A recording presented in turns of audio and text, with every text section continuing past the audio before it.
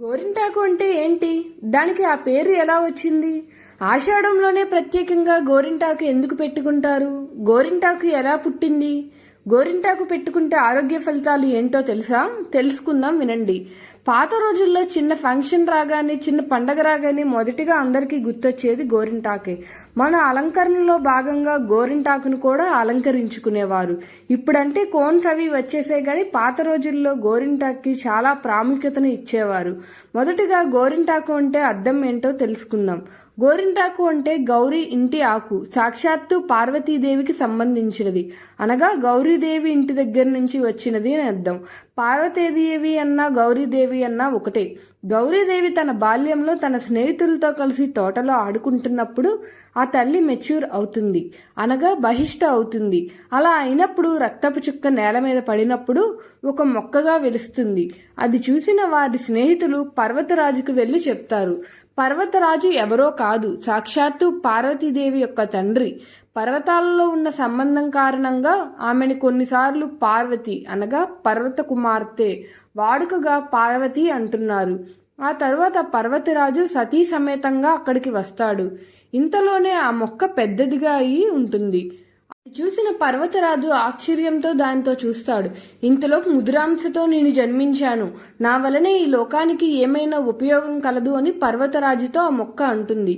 ఇంతలోనే పార్వతీదేవి చిలిపిగా తన చేష్టలతో ఆ కొమ్మకి ఉన్న ఒక ఆకుని తీసి నలుపుతుంది. అది అంతలోనే ఎర్రగా పార్వతీదేవి చేతులు పండుతుంది. ఇంతలోనే పార్వతీదేవి తల్లి అయ్యో నా బిడ్డకి ఏమైందో అని బాధపడుతూ ఉంటుంది. అది చూసిన పార్వతీదేవి నాకు ఎటువంటి నొప్పి లేదమ్మా, పైగా ఇది చూడు ఎంత అలంకారంగా ఉందో, ఎంత ఎర్రగా పండిందో, బాగుంది కదా అని అంటుంది. అది చూసిన పర్వతరాజు ఇకపై ఇది భూమి మీద వెలిసి స్త్రీల సౌభాగ్యం కోసం ధరించాలి అంటాడు. ఇది పెట్టుకోవడం వలన స్త్రీలకు గర్భాశయ దోషాలు పోతాయని, అలాగే చర్మం చల్లబడుతుందని, ఇంకా రక్త ప్రసరణ మెరుగుపడుతుందని, ఇంకా దురద, అలర్జీ, చర్మపు వ్యాధులు, గాయాలు సమర్థవంతంగా నిర్వహించడానికి దీన్ని ఉపయోగించవచ్చు అని అంటాడు.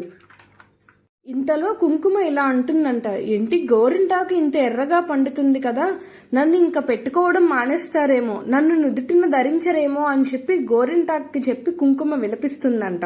దానితో గోరింటాకు నువ్వేం బాధపడకు, నేను చేతులకు కాళ్ళకి మాత్రమే పండుతాను, అలంకారగా మాత్రమే ఉంటాను, నువ్వు ఎప్పటికీ నుదుటినే ధరిస్తావు, ఎందుకంటే నేను నుదుటిన పండను అని చెప్పి కుంకుమకి మాట ఇస్తుందంట గోరింటాకు. మరి ఆషాఢంలోనే ప్రత్యేకంగా గోరింటాకుని ఎందుకు పెట్టుకుంటారు? ఈ డౌట్ మీలో చాలా మందికి వచ్చే ఉంటుంది, వినండి. ప్రతి సంవత్సరం గోరింటాకు పుట్టింటికి వెళ్తుందంట, అంటే పార్వతీదేవి వద్దకు వెళ్తుందంట. ప్రత్యేకంగా ఆ నెలలో వర్షాలు పడడం కారణంగా చెట్టు బాగా విస్తీర్ణంగా పెరిగి ఆకు మరింత దృఢంగా మంచిగా ఉంటుందంట. అప్పుడు ప్రతి సంవత్సరం ఆషాఢంలోనే కొత్తగా పెళ్లైన స్త్రీలు పుట్టింటికి వస్తారు. వారికి గర్భాశయ దోషాలు ఉండకూడదని, అందుకనే కొత్తగా పెళ్లైన వారు ఖచ్చితంగా పెట్టుకోవాలని అంటారు. గోరింటాకు వర్షాలు పడటం వలన ఇంకా విస్తీర్ణంగా పెరుగుతుంది. దురదలు, ఎలర్జీలు అలాంటివి రాకుండా వర్షాకాలంలో ఇది ఎంతో ఉపయోగపడుతుంది. ఇదే గోరింటాకు యొక్క ప్రత్యేకత. ఇలాంటి కంటెంట్ కోసం మన ఛానల్ని సబ్స్క్రైబ్ చేసుకొని లైక్ చేయండి.